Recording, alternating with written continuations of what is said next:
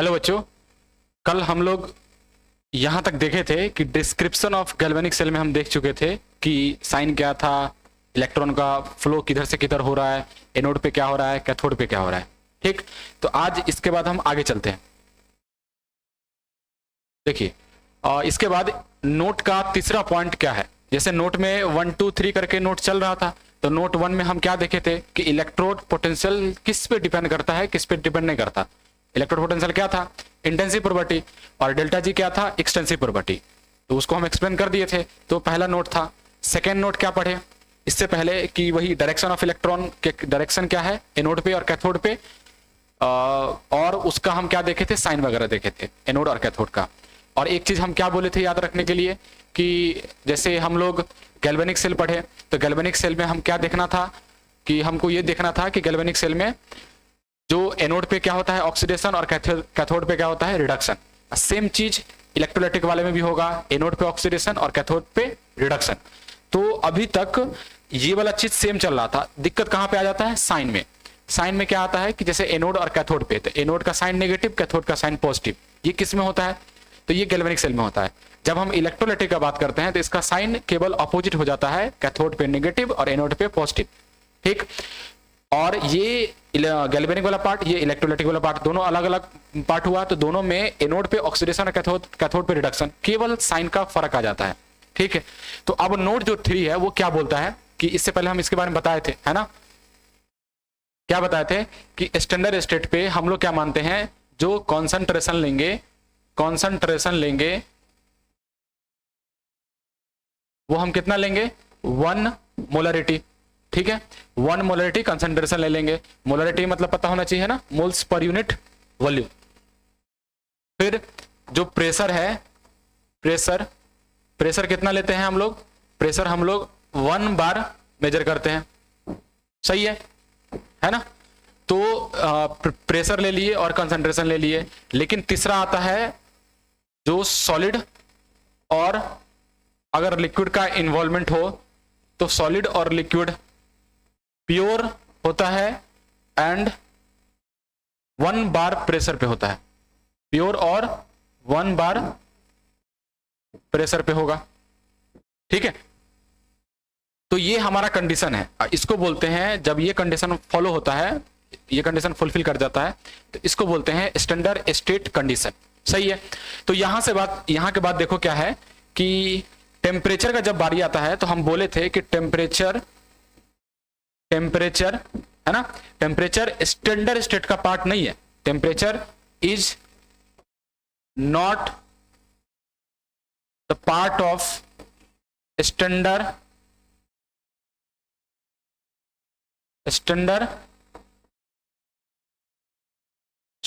State condition. सही है, तो टेम्परेचर इसका पार्ट नहीं है। लेकिन हम क्या करते हैं कि टेम्परेचर जो लगभग हम मान लेते हैं कितना, 25 डिग्री सेल्सियस, ये टेम्परेचर हम लेके चलते हैं।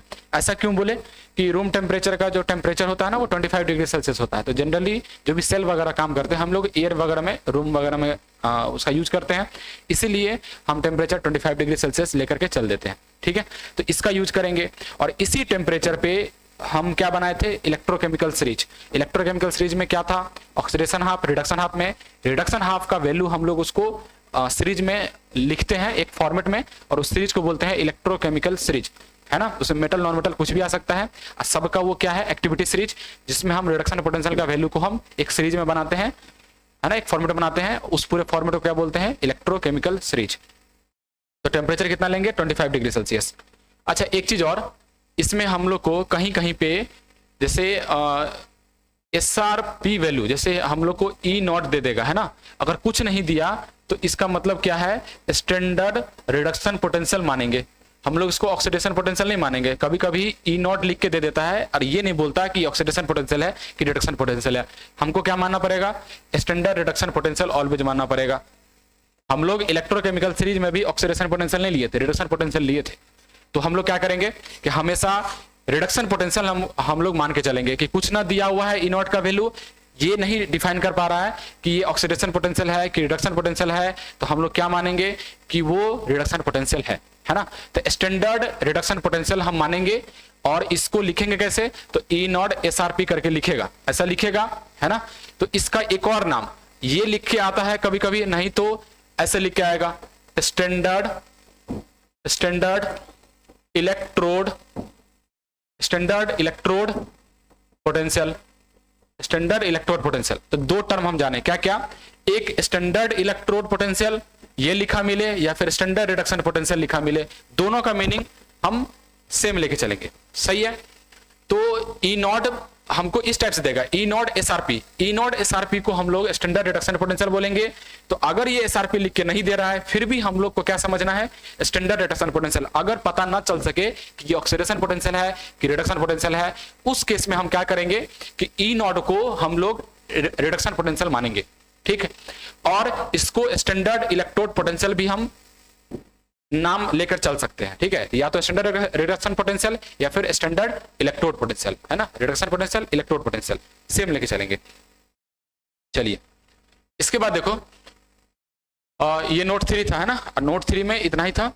और उसके बाद हम लोग टॉपिक चालू कर रहे हैं आईयूपीएससी, है ना, आईयूपैक रिप्रेजेंटेशन सेल। जैसे ऑर्गेनिक में होता है ना कि आईयूपीएससी पढ़ते हैं, सबका नेमिंग करने का कुछ रूल होता है, वो रूल यहां भी दिया गया है। कि जैसे हम थोड़ा सा समझाना चाहेंगे इसमें कि अभी तक हम लोग ये देखे थे ना कि जैसे ये कंटेनर है, कंटेनर में रॉड डाल दिए, फिर दूसरा कंटेनर लिए, इसमें रॉड डाल दिए, फिर यहां से वायर कनेक्ट कर दिए। इसमें क्या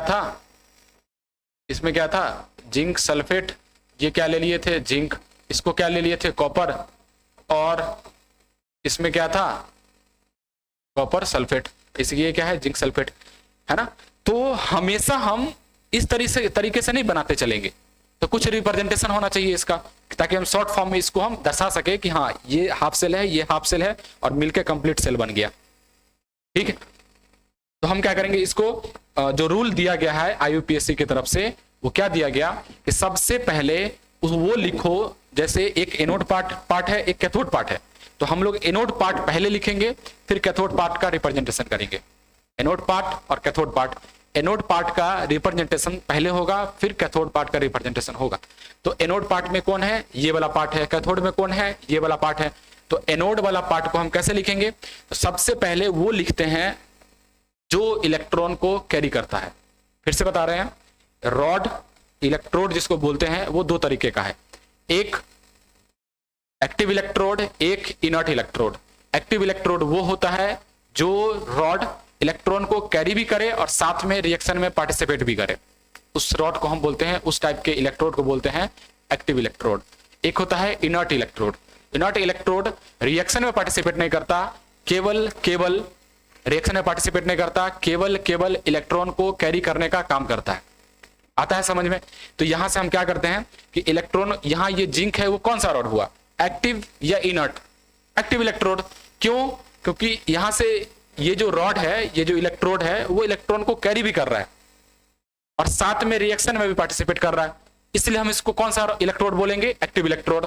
अब इसको लिखने का तरीका कि इलेक्ट्रॉन कैरियर यहां कभी कभी ये रिएक्शन में पार्टिसिपेट भी नहीं करता। जैसे प्लेटिनम का रॉड ले लिए, तो प्लेटिनम कभी भी रिएक्शन में पार्टिसिपेट नहीं करता है। इसका मतलब हम लोग ये नहीं बोलेंगे कि यहाँ एक्टिव लेना है कि इनएक्टिव लेना है, हम लोग यहाँ वो लिखेंगे जो इलेक्ट्रॉन को कैरी करेगा। तो इलेक्ट्रॉन तो सब में कैरी होगा, तो क्या करेंगे, इलेक्ट्रोड को हम सबसे पहले लिखेंगे जो इलेक्ट्रॉन कैरी कर रहा है। तो यहाँ कौन कैरी कर रहा है, जिंक, तो जिंक को लिख दिए, है ना।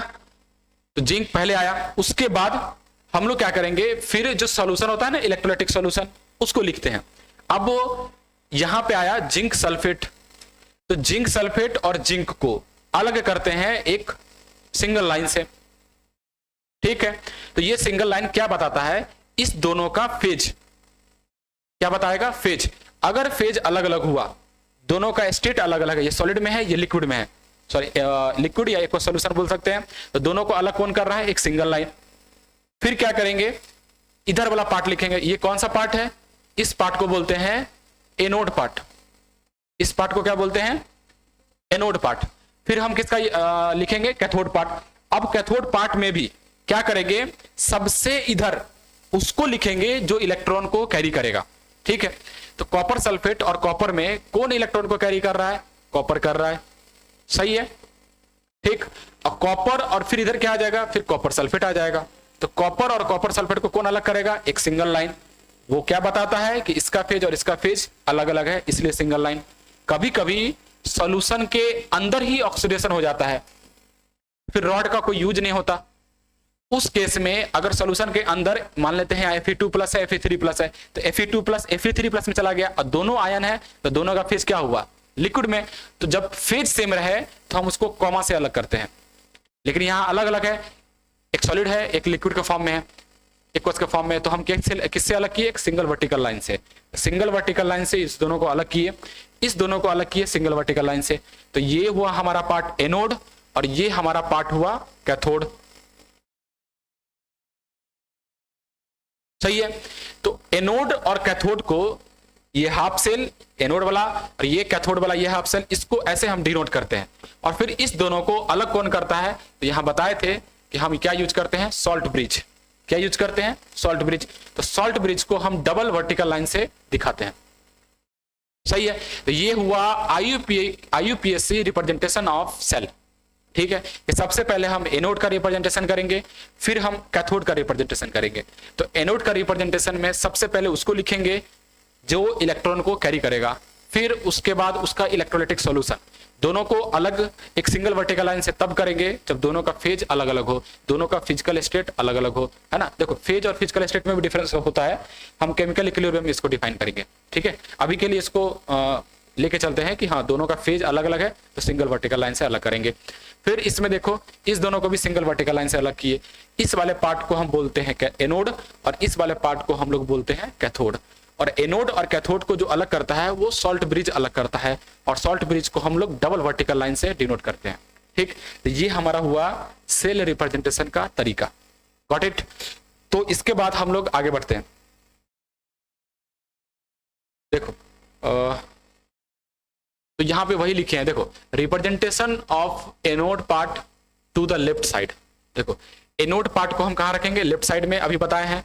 Cathode part at the right side, अभी बताए हैं ना कि एनोड पार्ट को लेफ्ट साइड में रखेंगे, कैथोड पार्ट को राइट साइड में रखेंगे, and both parts are separated by a double vertical line representing presence of salt bridge. बताए हैं कि एनोड और कैथोड को कौन अलग करेगा, डबल वर्टिकल लाइन, और उसको क्या बोलेंगे, सॉल्ट ब्रिज।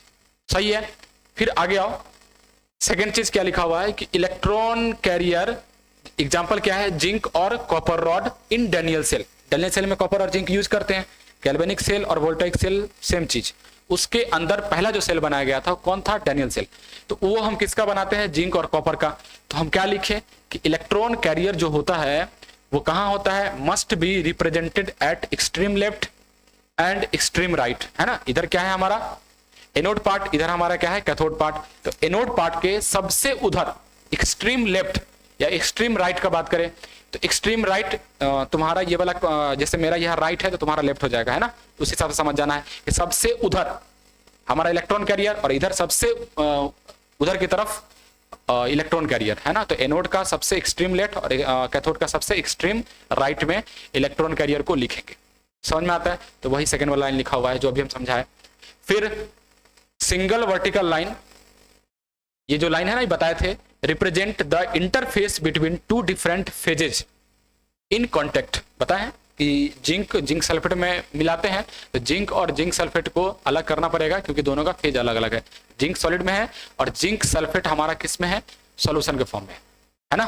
तो जिंक और जिंक सल्फेट का फेज अलग अलग है, एक सॉलिड एक लिक्विड, तो इसलिए हम सिंगल वर्टिकल लाइन से अलग किए उसको। तो वही लाइन लिखा हुआ है। हालांकि comma is used when two species in same phase are in contact. Example देखो, जैसे ये बताए थे ना कॉमा कब यूज करेंगे, जब सेम फेज हो। डिफरेंट फेज रहे तो single vertical line, same phase हो तो कॉमा से अलग करेंगे। तो देखो यही लिखा हुआ है एग्जाम्पल में कि Pt Fe2+ और Fe3+ में कन्वर्ट हुआ, ये एनोड पार्ट है। तो एनोड पार्ट में क्या होगा, ऑक्सीडेशन। तो ऑक्सीडेशन किसका हो रहा है, Fe2+ से Fe3+। ये रूल अपने से नहीं बनाना है कि इधर वो लिखेंगे, जैसे इधर Fe2+ लिखे Fe3+ लिखे और Fe3+ उधर नहीं लिख सकते, ऐसा कोई रूल नहीं है ना। कैसे भी लिख सकते हैं। और यहाँ Fe2+ है तो Fe3+ में चला गया तो क्या हो गया, ऑक्सीडेशन हो गया। तो ये हम इस तरीके से नहीं बना है कि Fe2+ Fe3+ में गया, ऐसा कोई रूल नहीं है। रूल ये है कि इलेक्ट्रॉन कैरियर को सबसे पहले लिखो, फिर उसके बाद हमारा इलेक्ट्रोड और इलेक्ट्रोलाइटिक सेल का कंपोनेंट लिखाएगा। तो उसमें भी हम देखेंगे अगर सेम फेज है तो कॉमा से हटाओ, अगर सेम फेज नहीं है तो सिंगल वर्टिकल लाइन से। तो दोनों कैसा एक फेज में था इसलिए कॉमा से अलग किए। फिर इधर क्या है, कॉपर 2+ कॉपर में चला गया, तो इलेक्ट्रॉन कैरियर सबसे इधर और इलेक्ट्रॉन कैरियर सबसे लेफ्ट में और ये फिर सबसे राइट में। तो ये कैथोड पार्ट, ये एनोड पार्ट, दोनों को अलग कौन किया, सॉल्ट ब्रिज। कौन अलग किया, सॉल्ट ब्रिज, है ना। और इसमें देखो ये कॉपर 2+ किसमें, एक्वस के फॉर्म में, और ये किसके फॉर्म में है, सॉलिड के फॉर्म में। तो दोनों को अलग कौन किया, सिंगल वर्टिकल लाइन। तो ये हुआ इसका डिनोट करने का तरीका। तो पहला रूल, ये सब क्या है हमारा आईयूपीएससी रूल, जिसको हम लोग को याद रखना है, ठीक है। चलिए, तो इसके बाद देखो आईयूपीएससी रिप्रेजेंटेशन ऑफ किसका है, ये सेल अभी जो पढ़ रहे थे ना कंटिन्यू, उसमें एक और रूल आता है क्या, in case of gas half cell, gas electrode, gas cell be represented just after electron carrier in anode part and just before electron carrier in cathode part. बताए थे कि जो इलेक्ट्रोड है उसको हम गैस फॉर्म में भी ले सकते हैं। कल वाला बताए थे ना ऐसा वाला कि यहाँ पे कंटेनर है और यहाँ पे हम इस टाइप से ये बनाए थे और यहाँ पे हम इस टाइप से होल रखे थे, ऐसे बनाए थे, और ये था और ये था। इधर से हम क्या पास करवा रहे थे, हाइड्रोजन गैस, और यहाँ पे डाल दिए थे प्लेटिनम वायर और नीचे में एक फॉइल लगा दिए थे, है ना, जिसमें H2 गैस क्या हो रहा है, एब्जॉर्ब हो रहा है इस पे। और फिर यहाँ पे क्या डालेंगे, वही हाइड्रोजन का कॉमन आयन इलेक्ट्रोलाइटिक सॉल्यूशन, जैसे HCl डाल दिए, ठीक। तो हाइड्रोजन क्या करेगा, इस पे चिपकेगा और हाइड्रोजन सॉल्यूशन के अंदर डूबा रहेगा। तो यहाँ पे इसका ऑक्सीडेशन या फिर अगर कैथोड पार्ट है तो रिडक्शन हो जाएगा। तो यहाँ पे हम कैसा लिए हैं रॉड, गैसेस इलेक्ट्रोड लिए हैं, है ना। यहाँ इसको बोलेंगे गैसेस इलेक्ट्रोड। तो जब गैसेस वाला पार्ट आ जाए तब क्या करेंगे, ठीक, इसको मिटा दे रहे हैं।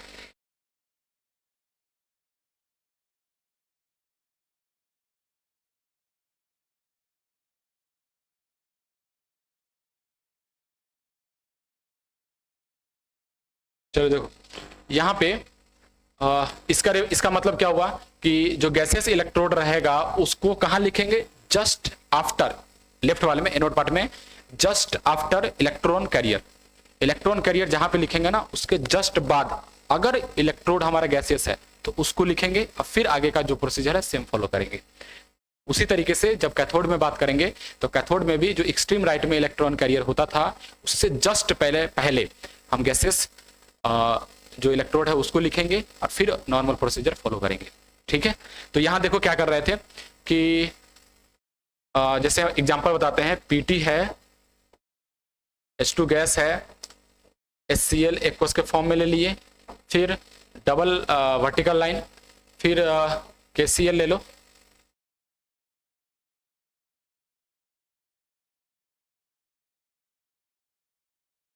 एक मिनट, हाँ, इधर आ जाएगा KCl एक्वस, फिर Cl2 गैस के फॉर्म में, ठीक है। तो ये हमारा क्या हुआ, एग्जाम्पल है इसी चीज का जो गैसेस वाला पार्ट का बता रहे हैं। तो यहाँ पे देखो ये क्या है हमारा इलेक्ट्रॉन कैरियर, इसके बाद क्या आया, H2 गैस इसके बाद आया, और फिर ये क्या है, HCl। तो इलेक्ट्रॉन कैरियर के जस्ट बाद ही हम गैसेस वाला फॉर्म लिखेंगे। और ये वाला पार्ट क्या है, इसको क्या बोलते हैं, एनोड पार्ट, और इसको क्या बोलते हैं, कैथोड पार्ट, इसको बोलते हैं कैथोड पार्ट। और ये कौन सा पार्ट है, एनोड पार्ट। इसमें भी कि देखो क्या है, ये Cl2 गैस, और इससे जस्ट अच्छा इससे पहले इधर क्या रहेगा, फिर प्लेटिनम इलेक्ट्रोड भी रहेगा। तो ये हमारा पूरा वाला पार्ट क्या है, कैथोड वाला पार्ट, और इससे पहले गैसेस वाला पार्ट लिखेंगे, फिर जो बचा उसको लिख देंगे, ठीक। उस दोनों को एनोड और कैथोड को कौन अलग किया, सॉल्ट ब्रिज। और ये देखो ये गैसेस फॉर्म में है, ये एक्वस फॉर्म में है, फिर से फेज अलग अलग, इसलिए single vertical line. Phase same होता तो कॉमा, फिर उससे पहले इलेक्ट्रॉन कैरियर। तो लास्ट वाला जो रूल है आईयूपीएससी का वो यही बोलता है कि अगर गैसेस इलेक्ट्रोड लेते हैं तो जस्ट इलेक्ट्रॉन कैरियर के बाद लिखेंगे और यहाँ पे जस्ट इलेक्ट्रॉन कैरियर के पहले लिखेंगे, ठीक। तो ये हमारा हुआ रिप्रेजेंटेशन ऑफ आईयूपीएससी। तो ये रूल था, इसी रूल को हम लोग को याद रखना है, ठीक है। तो क्वेश्चन इस पे कैसा पूछा जाता है, ध्यान देना कि इसमें ऐसा क्वेश्चन दे देगा, जैसे रिएक्शन दे देगा, अब बोलेगा इसका सेल रिप्रेजेंटेशन करो, या फिर सेल रिप्रेजेंटेशन दे देगा और बोलेगा इसका केमिकल रिएक्शन लिखो। ठीक है, तो सबसे पहले हम इसी से शुरुआत करते हैं। ठीक है, तो देखो क्या करते हैं, इसको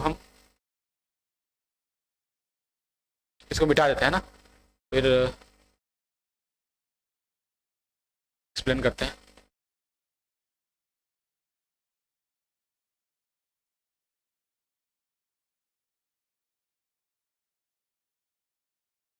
देखिए क्या था, पीटी, इसी से शुरुआत करते हैं। पीटी H2 गैस, सॉरी हटाओ,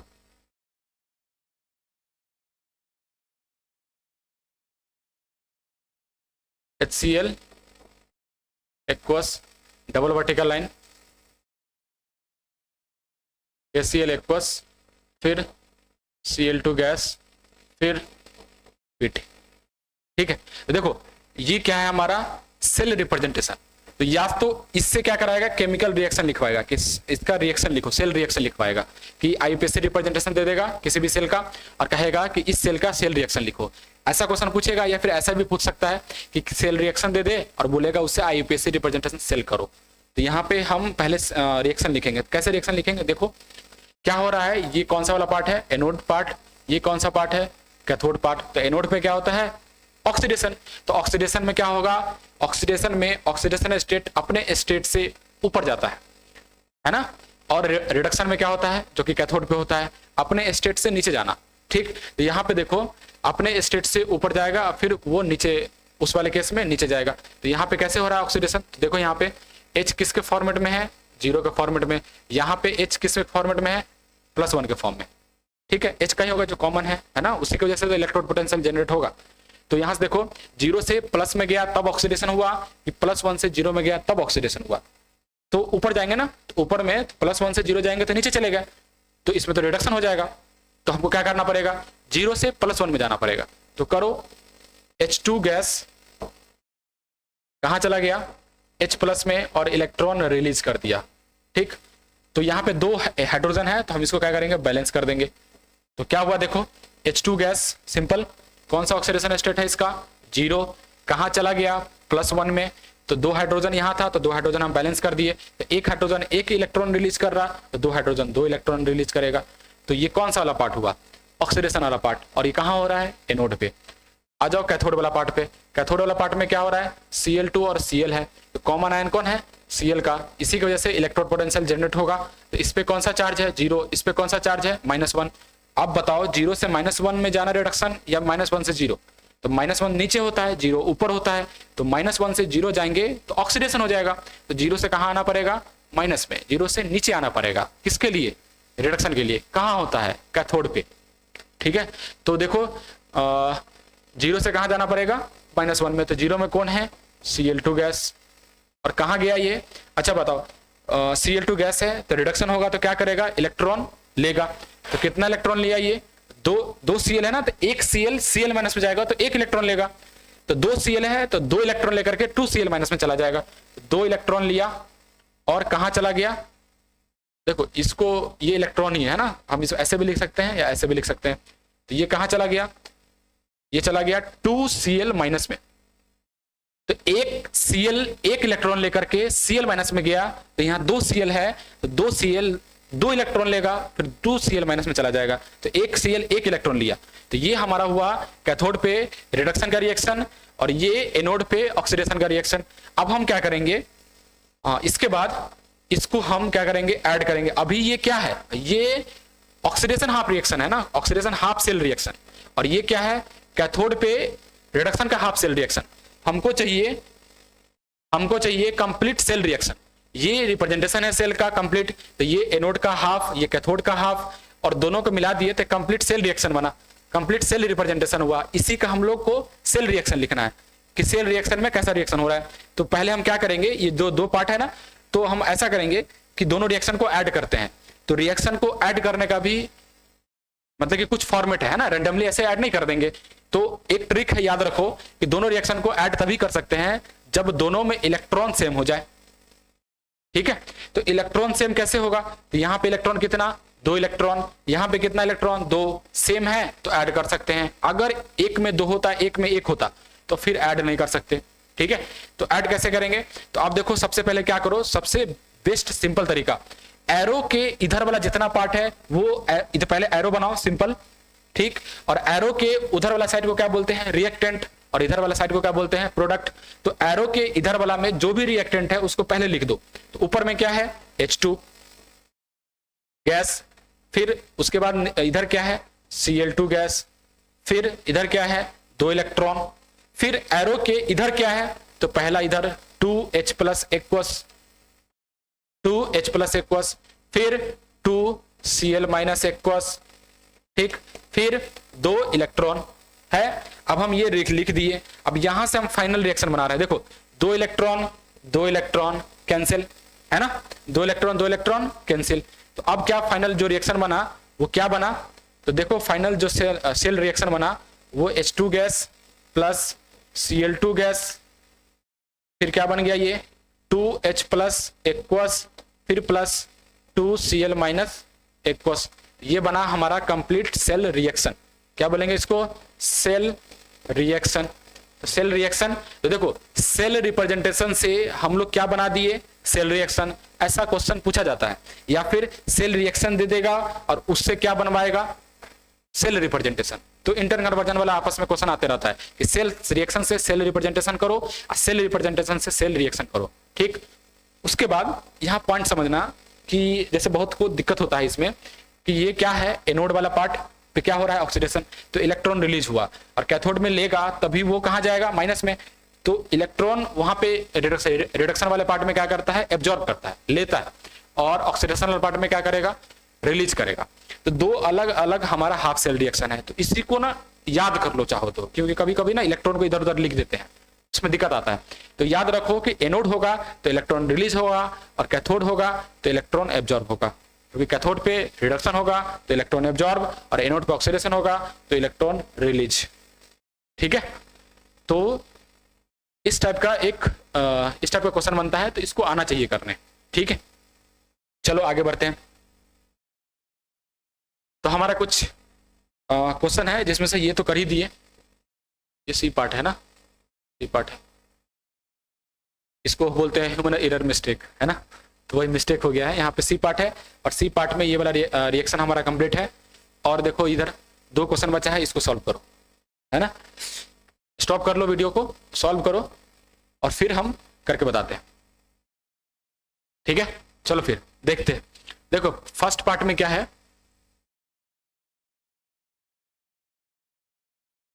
फर्स्ट वाले पार्ट में भी क्वेश्चन का तो थोड़ा बहुत गड़बड़ी है। यहाँ पे कॉपर 2+ है, ठीक है, और यहाँ पे एक्वस है, इसको थोड़ा सा सही कर लो, ठीक। चलो देखो ए वाला पार्ट, सबसे पहले ए वाला पार्ट देखते हैं क्या बोल रहा है। ये कौन सा पार्ट है, एनोड पार्ट। ये कौन सा पार्ट है, कैथोड पार्ट। हमेशा पहला वाला पार्ट एनोड, सेकेंड वाला पार्ट कैथोड, इसमें कोई चीज इधर उधर नहीं होगा। ये आयुपेक का रूल है, सो ये ध्यान में रखना है कि इधर वाला पार्ट क्या है हमारा एनोड, इधर वाला पार्ट क्या है कैथोड। तो एनोड पे होगा क्या, ऑक्सीडेशन, तो करो ऑक्सीडेशन। Fe2+ से Fe3+ में जाना ऑक्सीडेशन, या फिर Fe3+ से Fe2+ में, तो अपने स्टेट से ऊपर जाना, यानी कि कौन जाएगा, Fe2+ से Fe3+। तो लिखो रिएक्शन, Fe2+ से Fe3+ में गया तो कितना इलेक्ट्रॉन रिलीज किया, सिंगल इलेक्ट्रॉन, ठीक है। फिर देखो इधर क्या है, कॉपर 2+। तो कॉपर 2+ में ये 2 इलेक्ट्रॉन लेगा और कहाँ चला जाएगा, कॉपर में, है ना। इस पे क्या हो गया, रिडक्शन हो गया। तो ये एनोड पार्ट पे ऑक्सीडेशन और कैथोड पार्ट पे रिडक्शन। हम क्या करेंगे, दोनों को ऐड कर देंगे। फिर कैसे ऐड करते हैं, सिंपल तरीका है, दोनों को अब देखो, अब बार बार नहीं लिख रहे हैं कि एनोड वाला इधर वाला एरो के इधर वाला सबको लिख रहे हैं, फिर इधर वाला लिख रहे हैं। इलेक्ट्रॉन को कैंसिल करो, इधर इलेक्ट्रॉन है, इधर इलेक्ट्रॉन है, सॉरी इधर तो कैंसिल ही नहीं होगा। इसको हमको क्या करना पड़ेगा, हमको मल्टीप्लाई करना पड़ेगा, क्योंकि बताए हैं कि रिएक्शन ऐड तभी होगा जब दोनों में इलेक्ट्रॉन सेम हो। तो इधर इलेक्ट्रॉन एक ही है तो इसको 2 से मल्टीप्लाई कर दो, ये दो, ये दो, ये दो, कोई फर्क नहीं पड़ेगा, है ना। एरो के उधर मल्टीप्लाई, इधर मल्टीप्लाई, कैंसिल हो जाएगा, सिंपल। तो मल्टीप्लिकेशन से कोई दिक्कत नहीं है।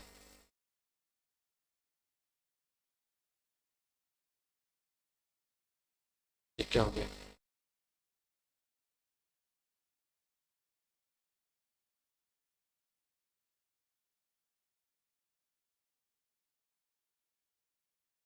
चलो, तो ये 2 है, ये 2 है, ठीक है। तो ये देखो अब एरो हो जाएगा, ये 2 Fe2 प्लस, अब ये कैंसिल हो जाएगा ना, तो क्या बन गया यहाँ से 2 Fe2 प्लस, कॉपर 2 प्लस, इसमें चला गया ये 2 Fe3 प्लस, फिर कॉपर में चला गया। तो ये क्या है हमारा सेल रिएक्शन, ये क्या है हमारा सेल रिएक्शन। तो ये हमारा बन गया सेल रिएक्शन इस रिप्रेजेंटेशन से, ठीक है। चलो, तो आगे बढ़े, तो इसको हम मिटा रहे हैं ना। सेकेंड वाला पार्ट देखो, सेकेंड वाला पार्ट में क्या बोल रहा है ये,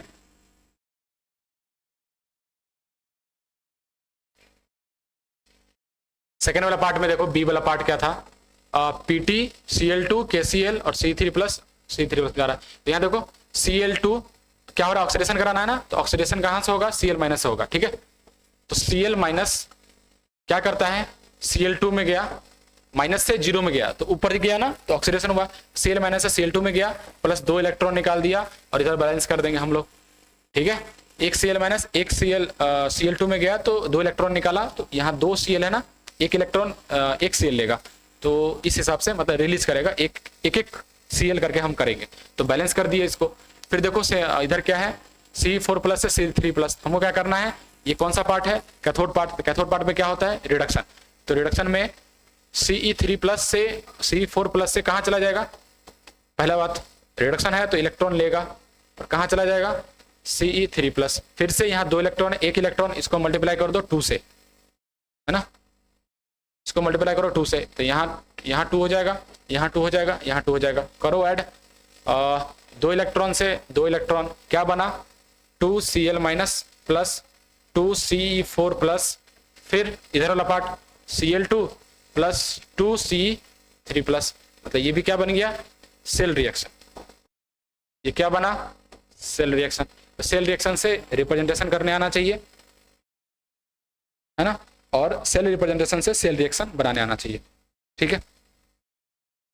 तो यहां के बाद तो ये रिएक्शन हुआ, ठीक है। चलिए, इसके बाद हम आ जाते हैं, देखो, और इस वाले पार्ट पे आ जाते हैं कि इस टाइप का भी क्वेश्चन बनता है, तो इसको कैसे सॉल्व करें। तो इसके लिए ना कुछ थ्योरी पढ़ते हैं, उसके बाद फॉर्मूला डेरिवेशन करते हैं। देखो, गैल्वेनिक सेल का अभी जो हम बताए थे कि एक ये हाफ, ये हाफ, ये सेकंड हाफ, ये क्या होता है एनोड, ये क्या है कैथोड। तो एनोड पे ये क्या था जिंक, एग्जांपल लिए थे ना, और ये क्या है जिंक सल्फेट, इधर क्या है कॉपर, और ये क्या है कॉपर सल्फेट, ठीक है, और इसको वायर से कनेक्ट कर दिया। तो अब देखो एनोड पे क्या हो रहा है, एट एनोड पे क्या हो रहा है, जिंक सॉलिड से जिंक 2 प्लस में जा रहा, प्लस 2 इलेक्ट्रॉन रिलीज कर रहा है। तो हम इसके लिए ना डेल्टा जी डिफाइन कर रहे हैं, क्या डिफाइन कर रहे हैं डेल्टा जी, तो इसको बोलते हैं delta G1 equals to minus NFE1, क्योंकि पहला है तो E1 लिख दिए इसको, ये E1 नहीं लिखो, इसको लिख दो ऑक्सीडेशन वाला,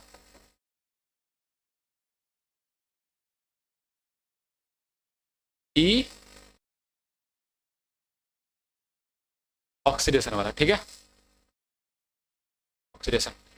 अब देखो सेकेंड वाला पार्ट कौन सा है, एट कैथोड। इस पे क्या हो रहा है, इधर क्या है रिडक्शन होता है ना, तो इस पे क्या होता है कि कॉपर 2 प्लस कहाँ जाता है कॉपर में, तो कॉपर 2 प्लस 2 इलेक्ट्रॉन लेगा, कहाँ चला जाएगा कॉपर सॉलिड में। तो इसके लिए डेल्टा G2 डिफाइन कर देते हैं, तो माइनस NFE कौन सा रिडक्शन हो रहा है यहाँ पे, है ना, तो ध्यान रखना। फिर कंप्लीट सेल लिखो, इसका क्या बना, तो कंप्लीट सेल रिएक्शन क्या बनेगा, यहां से आ गया जिंक, फिर कॉपर 2+, ये कैंसिल हो गया ना, तो अब क्या बना यहां से जिंक 2+ प्लस कॉपर सॉलिड, और इसके लिए हम क्या डिफाइन करेंगे, डेल्टा G3। डेल्टा G3 वो क्या हो जाएगा, -NF। ई कौन सा हो जाएगा, सेल पोटेंशियल। अभी तक तो खाली इलेक्ट्रोड पोटेंशियल, जो कि एक ऑक्सीडेशन वाला एक रिडक्शन वाला। तो कंप्लीट सेल जो बना उसके लिए क्या डिफाइन किया, डेल्टा G3, और उसके लिए क्या बन गया, -NFE सेल। देखो इसका ई ऑक्सीडेशन और ई रिडक्शन को हम डायरेक्ट ऐड नहीं कर सकते हैं, क्योंकि ई क्या है, इंटेंसिव प्रॉपर्टी। तो हमको किसका सहारा लेना पड़ेगा, डेल्टा G का। क्यों, क्योंकि डेल्टा G एक्सटेंसिव प्रॉपर्टी है। ठीक है, तो अब यहां से देखो हम ऐसा बोल सकते हैं कि delta G3 equals to delta G1 plus delta G2, क्योंकि ये वाला रिएक्शन का जो डेल्टा G3 है वो डेल्टा G1 और डेल्टा G2 को ऐड करने से ही तो आया है, दोनों रिएक्शन को ऐड करने से ही तो ये वाला रिएक्शन मिला है। इसलिए हम क्या किए कि ये रिएक्शन को लाने के लिए हम लोग 1 और 2 वाला को क्या कर दिए, ऐड कर दिए। तो वही काम किए यहाँ पे, देखो delta G3 equals to delta G1 plus delta G2। तो डेल्टा G3 कितना है, -NFE सेल, है ना, वहां से लिख दिए। ये कितना है, -NFE कौन सा वाला है, पहला ऑक्सीडेशन वाला, फिर प्लस, फिर क्या बन गया, -NFE कौन सा वाला, तो रिडक्शन वाला। तो हम सबका फॉर्मूला लिख दिया एज इट इज। तो यहां से क्या बना, यहां से देखो जो n होता है ना, n बताए थे क्या होता है, number of moles of electron involve in oxidation half and reduction half. तो ऑक्सीडेशन हाफ कौन सा है, ये वाला, इसमें कितना इलेक्ट्रॉन इन्वॉल्व हुआ है, कितना मोल, 2 मोल। तो n के जगह पे हम क्या डालेंगे इस वाले पार्ट में, n के जगह पे 2। देखो f तो f कैंसिल हो गया, तीनों में f है, तो f को हटा दो, सही है। फिर क्या बचा, E ऑक्सीडेशन, फिर प्लस माइनस माइनस, और यहां से क्या बन गया, फिर n के जगह पे देखो रिडक्शन वाले पार्ट में कितना मोल्स इन्वॉल्व हुआ है, तो 2 मोल इन्वॉल्व हुआ है। तो यहाँ भी रिडक्शन वाले पार्ट में n के जगह पे क्या आ जाएगा, 2 × E रिडक्शन, सही है। इधर देखो क्या आ जाएगा, इस वाले सेल रिएक्शन जो फाइनल बना है वो भी वही होगा ना, जो 2 इलेक्ट्रॉन यहाँ पे ऐड हो गया, 2 इलेक्ट्रॉन यहाँ, 2 इलेक्ट्रॉन भले कैंसिल हो गया, 2 ही इलेक्ट्रॉन इन्वॉल्व हो रहा है, तो इसके लिए भी वही होगा जो दोनों में होता है। तो -2 × E सेल। अब देखो यहाँ से 2 कैंसिल, 2 कैंसिल, 2 कैंसिल, तो फाइनल क्या बना हमारा फॉर्मूला कि E सेल बराबर, यहां से माइनस माइनस भी कैंसिल, तो E सेल बराबर E oxidation plus E reduction. तो ये हमारा फॉर्मूला बना कि E सेल बराबर E oxidation plus E reduction. मतलब कभी भी हमको सेल का ऑक्सीडेशन पोटेंशियल निकालना हो कंप्लीट सेल का, तो हम लोग क्या करेंगे, E oxidation plus E reduction ऐसे ऐड कर देंगे। अच्छा, अभी जो सीरीज में था ना वो ई सेल नहीं था, वो ई नॉट सेल था। तो ई सेल के ऊपर नॉट लग जाए मतलब वो स्टैंडर्ड स्टेट को बताता है। ई नॉट लग जाए ऐसा बोले मतलब ये क्या है, standard cell potential. Standard cell potential जो कि जिसके लिए कंडीशन डिफाइन है क्या, कि कंसंट्रेशन 1 वोलेटिलिटी होता है और प्रेशर 1 बार होता है ना, और टेम्परेचर 25 डिग्री सेल्सियस ले लेते हैं। तो ये ई नॉट सेल है, लेकिन यहां से जो वैल्यू आएगा ना वो कौन सा वाला आएगा, ई सेल बराबर। तो ई सेल को हम क्या बोलते हैं, नॉन स्टैंडर्ड सेल पोटेंशियल। तो क्या मतलब कि ई नॉट सेल नहीं निकाल सकते, कुछ भी निकाल सकते हैं इससे। अगर नॉर्मल हमको निकालना हो तो ये लगाओ, अगर ई नॉट निकालना हो तो क्या फॉर्मूला बन जाएगा, ई नॉट सेल बराबर E naught oxidation plus E naught reduction. तो जो वहां पे इलेक्ट्रोकेमिकल सीरीज में है वो स्टैंडर्ड सेल पोटेंशियल दिया है, और कौन सा वाला, रिडक्शन वाला, है ना। तो उसका हम क्या करेंगे, एक तो ये फॉर्मूला हुआ, और वहां जो दिया हुआ था कि रिडक्शन पोटेंशियल, तो वहां पर ऑक्सीडेशन पोटेंशियल क्या हो जाएगा। तो एक और फॉर्मूला यहां से आता है, हम नेक्स्ट पेज में ले रहे हैं। हमारा पहला फॉर्मूला क्या बना, फिर से बता रहे हैं कि ई सेल बराबर ई ऑक्सीडेशन प्लस ई रिडक्शन, या फिर इसको ऐसे भी बोल सकते हैं और करके, ई नॉट सेल बराबर E naught oxidation plus E naught reduction, है ना। तो ये 2 फॉर्मूला बना। एक और फॉर्मूला क्या होता है कि जो एसआरपी वैल्यू होता है ना, एसआरपी वैल्यू किसी भी का SRP value standard reduction potential, अगर मान लेते हैं कि हमको उसका निकालना हो क्या, एसओपी वैल्यू। एसओपी मतलब क्या, जैसे मान लेते हैं एग्जांपल देके बता रहे हैं कि जैसे एजी है, एजी प्लस का रिडक्शन हो रहा है, एक इलेक्ट्रॉन लेकर के ये कहाँ चला गया, एजी में, तो इसका जो ई नॉट एसआरपी का वैल्यू आता है, ई नॉट एसआरपी का वैल्यू आता है वो होता है 0.80 वोल्ट। सही है। तो यहाँ से एक चीज देखो, जैसे यहाँ एजी प्लस में है, कहाँ चला गया, एजी सॉलिड में, तो जो एजी प्लस से जो एजी में गया तो एक इलेक्ट्रॉन यहाँ पे इन्वॉल्व हुआ, तो इसका जो ई नॉट एसआरपी का वैल्यू है वो 0.80 है, वो चेंज नहीं होगा जब तक कंडीशन चेंज ना हो। मतलब ये कंडीशन में जो प्लस वाला चार्ज है आयंस, वो सोल्यूशन में एग्जिस्ट करेगा। यहाँ तो सॉलिड वाला पार्ट है, तो सॉलिड में सॉलिड सोल्यूशन में नहीं होता, ये किस कहाँ जाएगा, सोल्यूशन के अंदर। तो कंसंट्रेशन हम कितना ले लेंगे, 1 मोलरिटी, तभी ये चीज आएगा, अदरवाइज नहीं आएगा। स्टैंडर्ड रिडक्शन पोटेंशियल अगर इसको बोले हैं, इसका मतलब इस रिएक्शन में जो भी आयन है वो 1 मोलरिटी कंसंट्रेशन पे इन्वॉल्व है। ठीक है। अगर कोई गैस होता तो 1 बार प्रेशर पे होता, समझ में आता है, उस पे ये डिफाइन है। लेकिन हमको क्या चाहिए कि इसका ऑक्सीडेशन पोटेंशियल चाहिए, तब क्या करें, तो उसके लिए इसको उल्टा कर देते हैं। एजी क्या करता है, जब एजी से एजी प्लस प्लस एक इलेक्ट्रॉन निकाल दिया तो उसके लिए क्या लिखेंगे, ई नॉट एसओपी वैल्यू, और वो क्या हो जाएगा, तो उसके लिए ट्रिक है या फॉर्मूला उसको बोलो क्या, कि SRP equals to minus SOP. इसको ध्यान में रखना है कि जो रिडक्शन पोटेंशियल होगा जस्ट उसका अपोजिट कर दो तो कौन सा वैल्यू आ जाएगा, ऑक्सीडेशन पोटेंशियल। तो बताओ इसका कितना है 0.80, तो इसका कितना हो जाएगा माइनस 0.80 वोल्ट। नहीं आया समझ में, आया, तो हम ऐसे निकालते हैं ना।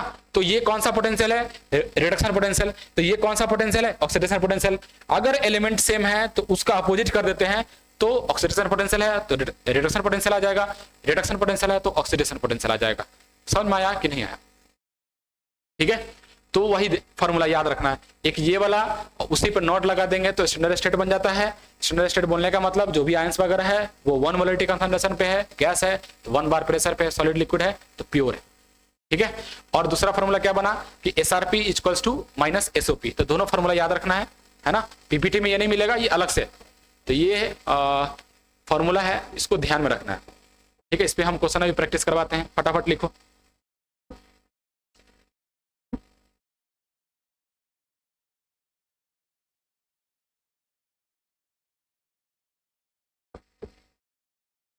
चलिए इसके बाद देखिए,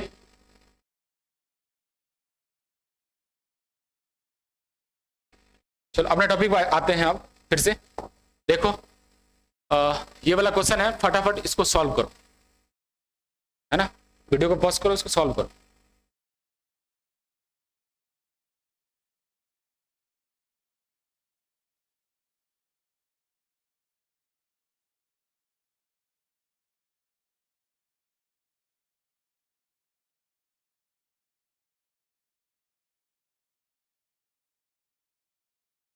अभी बाकी है, चलो क्वेश्चन करो जल्दी फटाफट, करो करो क्वेश्चन करो, आसान है ना। चलिए बताते हैं। देखो सबसे पहले क्वेश्चन क्या बोल रहा है कि ई नॉट का डाटा दिया हुआ है, कितना होता है, जिंक 2 प्लस से जिंक में गया तो माइनस 0.76 है ना, और ये Fe2 प्लस से कहां चला गया, Fe में, तो माइनस 0.44, ठीक है। उसके बाद ई नॉट कॉपर 2 प्लस से कॉपर में गया तो कितना दिया हुआ है 0.34 वोल्ट, है ना। पूछा क्या है कि how many cells can be formed with this combination and find their E not cell और सेल ईएमएफ, है ना। सेकंड क्वेश्चन मेरे पास क्या है कि find maximum E not cell and minimum E not cell. सबसे पहले पहला क्वेश्चन करो, क्या बोलता है कि how many cells can be formed, तो कितना सेल बन सकता है, तो चेक कर लेते हैं। देखो एक ये 3 डाटा दिया हुआ है, 3 से हमको कॉम्बिनेशन बनाना है, कितना सेल हम बना सकते हैं। सेल बनाने के लिए क्या, 2 हाफ सेल, तो एक बार ये इसके साथ ये, फिर एक बार ये इसके साथ ये, और फिर कौन सा बच गया, जिंक और कॉपर वाला। तो एक बार जिंक के साथ Fe, फिर Fe के साथ कॉपर, फिर कॉपर के साथ जिंक, मतलब टोटल 3 कॉम्बिनेशन बनेगा। समझ में आया कि नहीं आया। उसके बाद देखो find their E not cell, वो भी बोल रहा है, तो सबसे पहले हम बनाने की कोशिश करेंगे क्या, सेल। तो इस वाले डाटा से हम लोग सेल बनाते हैं, फिर उसका क्या निकालेंगे, ई नॉट सेल। तो सबसे पहले पहला केस, पहला का क्या कि सबसे पहले हम क्या किए, 2 को हाफ सेल बनाओ, किसी 2 को ले, किसको लेते हैं, जिंक और Fe को, तो जिंक को एंड Fe को लिए, है ना। इससे हम क्या बनाए, हाफ सेल बनाए। अब देखो हाफ सेल बनाने का तरीका क्या करेंगे कि सबसे पहले हमको कैसे पता चलेगा कि किसको कैथोड पे रखे और किसको एनोड पे रखे। तो एक लाइन है पूरे इलेक्ट्रोकेमिस्ट्री में, उसको ध्यान में रखना है ना, कि जिसका एसआरपी वैल्यू ज्यादा उसका बनाओ कैथोड, और जिसका एसआरपी वैल्यू कम उसका बनाओ एनोड। ये ट्रिक नहीं है, ये तो दिमाग लगाएंगे ना तो बात सेम ही चीज आ जाता है कि एसआरपी वैल्यू ज्यादा होने का मतलब क्या हुआ कि कहीं ना कहीं उसका रिडक्शन पोटेंशियल ज्यादा है। तो रिडक्शन पोटेंशियल ज्यादा होने का मतलब क्या कि वो रिडक्शन करना चाह रहा है। रिडक्शन कहां पे होता है? कैथोड पे। इसलिए हम ट्रिक बना दिए कि कैथोड पे वो जाएगा जिसका एसआरपी वैल्यू सबसे ज्यादा होगा, क्योंकि वो ज्यादा वैल्यू है तो रिडक्शन करना चाहेगा, ऑब्वियस सी बात है। तो हम इसको ट्रिक बना दिए कि जिसका एसआरपी वैल्यू ज्यादा वो कहां जाएगा? कैथोड पे। जिसका एसआरपी वैल्यू कम वो कहां जाएगा? एनोड पे। उससे पहले हमको कैसे पता चलेगा कि ये वाला वैल्यू वो ऑक्सीडेशन पोटेंशियल दिया है कि रिडक्शन पोटेंशियल दिया है? ठीक, तो हम एक चीज बताए थे कि कुछ ना दिया हुआ हो तो हमको समझ जाना है कि रिडक्शन पोटेंशियल दिया हुआ है, और रिडक्शन पोटेंशियल को ही हम लोग इलेक्ट्रोड पोटेंशियल बोलते हैं। तो यहाँ पे एक चीज देखो, यहां हम इससे पकड़ते हैं, देखो ये जो पार्ट लिखा हुआ है ना, यहां से हम पकड़ते हैं कि ये रिडक्शन पोटेंशियल है कि ऑक्सीडेशन पोटेंशियल है। तो बताओ जिंक 2+ से कहा गया? जिंक में। तो 2+ से नीचे जाना क्या होता है? ऑक्सीडेशन की रिडक्शन। तो 2+ से 0 में गया तो ऑब्वियस सी बात है रिडक्शन हुआ है, मतलब ये कौन सा पोटेंशियल दिया हुआ है? Reduction potential. फिर यह देखो सेकंड वाला पार्ट में भी यहाँ भी Fe2+ से कहां चला गया? 0 में। तो कौन सा पार्ट दिया हुआ है? कौन सा पार्ट दिया हुआ है? Reduction potential. फिर ये देखो ये क्या दिया हुआ है? यहां भी रिडक्शन पोटेंशियल है ना। तो 3 अलग अलग, और तीनों क्या दिया हुआ है? Reduction potential. कौन सा वाला? Standard reduction potential. चलिए, तो सेल कितना बनेगा? 3 बनेगा। पहला केस क्या लिए? जिंक और Fe। तो जिंक और Fe में कैथोड पे कौन जाएगा? तो एट पहले लिखते हैं एनोड। एनोड वाला पार्ट में कौन जाएगा? जिसका एसआरपी वैल्यू कम। एसआरपी वैल्यू कम, पहला हम ये पता कर लिए कि ये सब एसआरपी वैल्यू है ना, क्योंकि ये रिडक्शन का रिएक्शन लिखा हुआ है। तो इसमें एसआरपी वैल्यू कम, एसआरपी वैल्यू सबसे कम किसका है? क्योंकि एनोड पे वही जाएगा जिसका एसआरपी वैल्यू कम, और कैथोड पे वही जाएगा जिसका एसआरपी वैल्यू सबसे ज्यादा। तो दोनों में जिसका एसआरपी वैल्यू ज्यादा, तो जिंक और Fe में एसआरपी वैल्यू ज्यादा कौन है दोनों में से? तो ये -0.44। तो इसको कहां रखेंगे? कैथोड पे। तो जिंक को कहां जाना पड़ेगा? एनोड पे। तो जिंक गया एनोड पे, और एट कैथोड पे हम किसको रखें? कैथोड पे हम रखे Fe, कौन है? वही है ना, Fe तो है, Fe को रखे। ठीक है, तो अब और डैनियल सेल में भी यही तो होता है कि एनोड पे जिंक होता है, कैथोड पे कॉपर होता है ना, वहां कॉपर आता है, यहाँ Fe है। चलो कोई नहीं।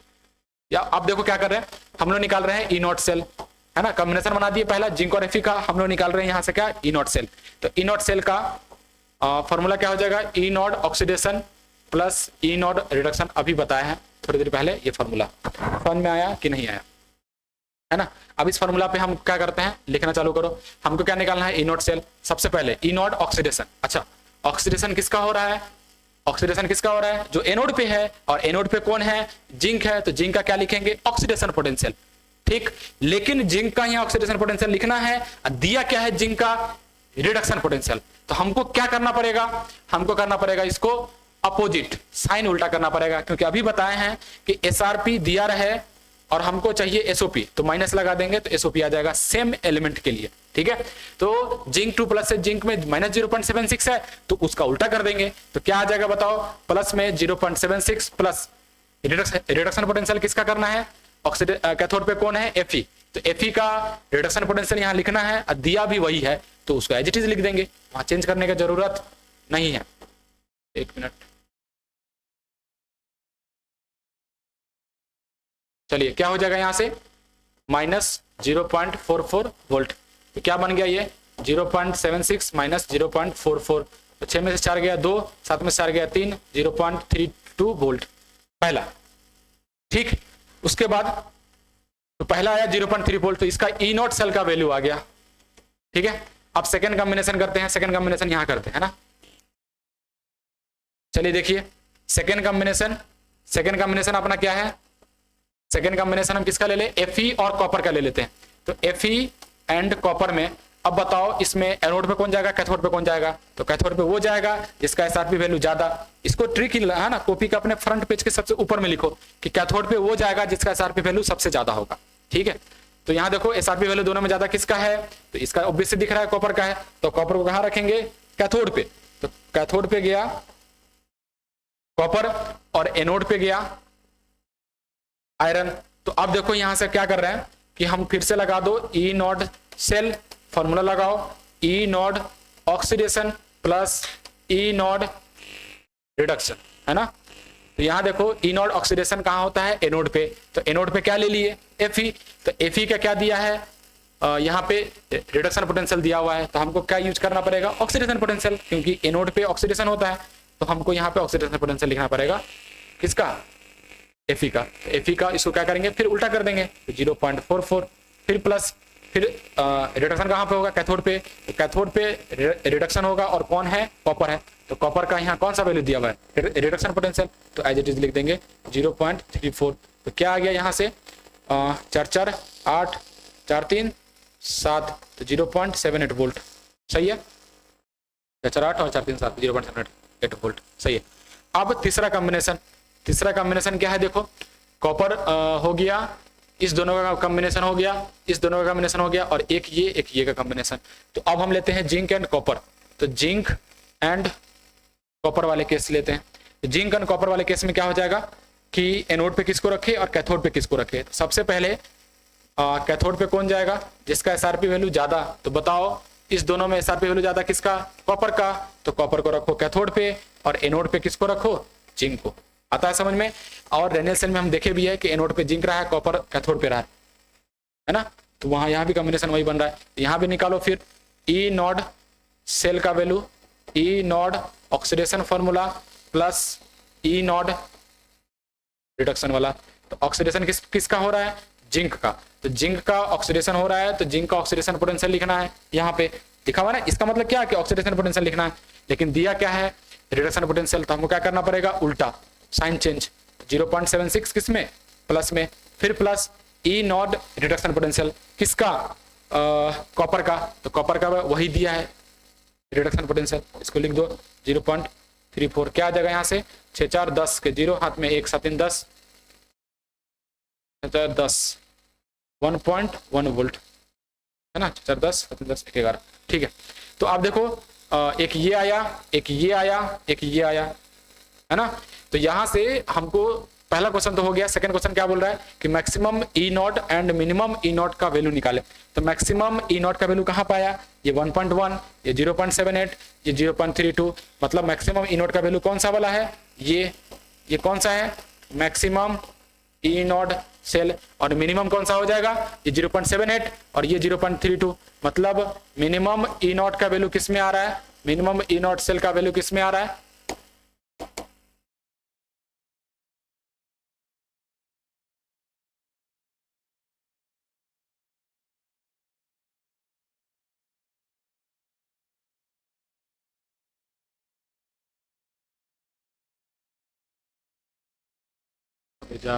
चलो देखो, चलो ये क्या हो जाएगा, मिनिमम ई नॉट सेल, ये क्या है, मैक्सिमम ई नॉट सेल, ठीक है।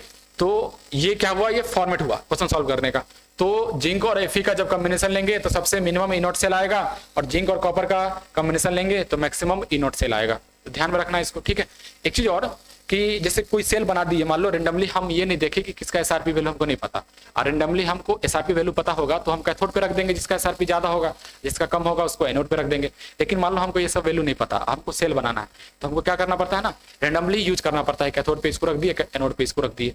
तो हमको कैसे पता चलेगा कि वो सेल काम करेगा कि नहीं करेगा, तो हम लोग क्या करते हैं ना कि ई नॉट जब पता हो जाए तो हम लोग ई नॉट सेल का वैल्यू निकाल लिए। अगर ई नॉट सेल का वैल्यू पॉजिटिव में है तो बताए हैं कि काम करने का मतलब क्या, वर्क डन देना सेल का। तो सेल का वर्क डन कैसे निकलता है, डेल्टा जी से, जिसको इलेक्ट्रिकल वर्क डन बोलते हैं और यूजफुल वर्क डन बोलते हैं। तो डेल्टा जी बराबर माइनस NFE। अगर ई पॉजिटिव है तो ओवरऑल वैल्यू क्या हो जाएगा, नेगेटिव, तो डेल्टा जी क्या आ जाएगा, नेगेटिव। अगर डेल्टा जी नेगेटिव मतलब अपने आप रिएक्शन काम करेगा, मतलब अपने आप सेल काम करेगा, क्योंकि डेल्टा जी का नेगेटिव होने का मतलब स्पॉन्टेनियस होना, ठीक है। तो अगर डेल्टा जी नेगेटिव है इसका मतलब सेल अपने आप काम कर रहा है, और सेल को अपने आप काम करना ही पड़ेगा। और हम पढ़े भी थे कि गैल्वेनिक वाले पार्ट में क्या होता है, डेल्टा जी नेगेटिव, और इलेक्ट्रोलाइटिक वाले पार्ट में क्या होता है, डेल्टा जी पॉजिटिव। इसलिए उस वाले पार्ट में, इलेक्ट्रोलाइटिक वाले में, रिएक्शन को हम लोग बाहर से वोल्टेज वगैरह दे करके, बाहर से करंट सप्लाई करके हम लोग उस रिएक्शन को करवाना पड़ता है, क्योंकि रिएक्शन अपने आप नहीं होता, इसलिए delta G positive part reaction का, है ना। और यहाँ पे ई आया पॉजिटिव, ई पॉजिटिव, डेल्टा जी नेगेटिव, मतलब सेल अपने आप काम कर रहा है। इसमें भी सेल काम करेगा, क्योंकि यहाँ भी ई नॉट क्या है, पॉजिटिव, और यहाँ भी ई नॉट पॉजिटिव है, तो यहाँ भी सेल काम करेगा। तो सेल हर जगह काम करेगा जहाँ पे ई पॉजिटिव है। क्योंकि ई पॉजिटिव होगा तो एफ क्या है, कांस्टेंट, वो पॉजिटिव ऑलरेडी, और एन हमेशा कांस्टेंट तो वो भी positive. Overall value delta G negative, मतलब डेल्टा जी सेल का बताता है कि वो काम करेगा कि नहीं करेगा, और वो किस पे डिपेंड करता है, ई पे। तो ई का साइन हमेशा कैसा होना चाहिए, पॉजिटिव, गैल्वेनिक सेल को काम करने के लिए। ठीक है, तो आई थिंक आज के लिए ये काफी है। ठीक है, तो इसके बाद हम आगे कल देखेंगे। आज के लिए इतना ही, थैंक यू।